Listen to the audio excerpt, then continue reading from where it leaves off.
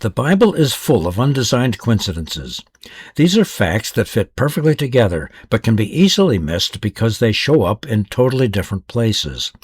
Let's look at a couple undesigned coincidences in the New Testament.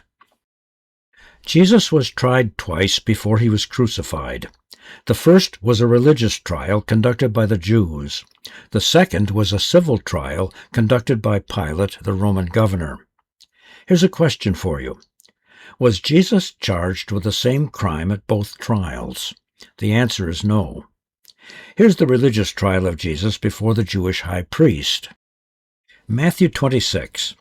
And the high priest said to him, I put you under oath by the living God. Tell us if you are the Christ, the Son of God. Jesus said to him, It is as you said. Then the high priest tore his clothes, saying, He's spoken blasphemy.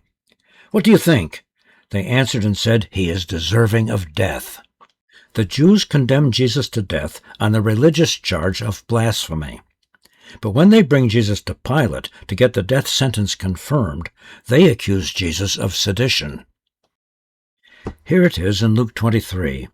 Then the whole multitude of them arose and led him to Pilate, and they began to accuse him, saying, We found this fellow perverting the nation, and forbidding to pay taxes to Caesar, saying that he himself is Christ a king. Why the difference? Because Pilate didn't care a rush about Jewish law. He wasn't concerned with blasphemy.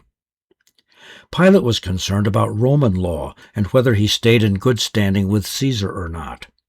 Sounds political, doesn't it? And it was. It's consistent, though, with the way people behave to get what they want. If you've never noticed this before, in Matthew and Luke, it's just one of many undesigned coincidences in the Bible that remind us we are reading the inspired Word of God. Here's another undesigned coincidence in the New Testament. Before Jesus died and rose again, his greatest enemies were the Pharisees. Here's one example of this in the Gospels. Matthew 12. Then the Pharisees went out and plotted against him how they might destroy him. After Jesus rose from the dead, however, the greatest opposition to his apostles came from the Sadducees, not the Pharisees. Here's an example of this in the book of Acts. Acts 5.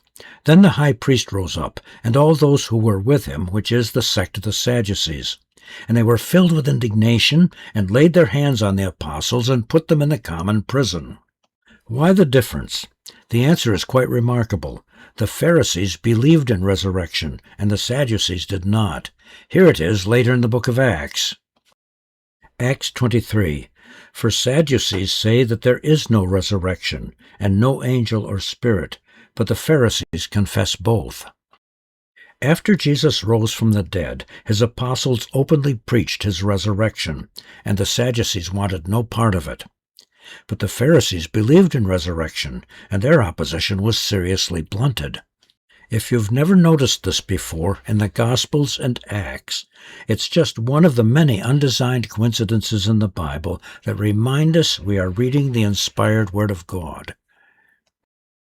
Undesigned coincidences in the Bible are facts that fit perfectly together, but they can be easily missed because they show up in entirely different places. In another 4-Minute Bible episode, we'll look at a couple more examples that occur in the Old Testament.